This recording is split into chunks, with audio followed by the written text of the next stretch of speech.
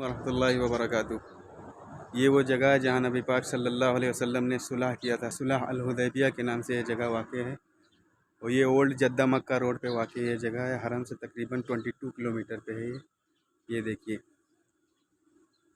ये जिस तरीके से आप सल्लल्लाहु अलैहि वसल्लम ने 1400 साल पहले यहाँ पे बैठ के सुलह किया था, ये जगह उसी तरीके से अभी जो है मौजूद है यहाँ पे माशाल्लाह। सुभान अल्लाह, सुभान अल्लाह। ये देखिए कुछ लोगों ने अपने नाम लिखे हुए हैं पत्थरों पे। अल्लाह आलम किस नियत से नाम लिखे हुए हैं लोगों ने। ये देखिए,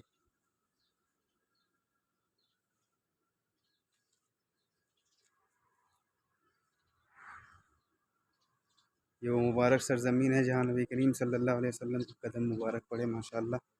अल्लाह ताला हर मुसलमान को इस जगह की ज़ियारत करने की तौफ़ीक अता फ़रमाए। अस्सलामु अलैकुम वरहमतुल्लाहि वबरकातुहू।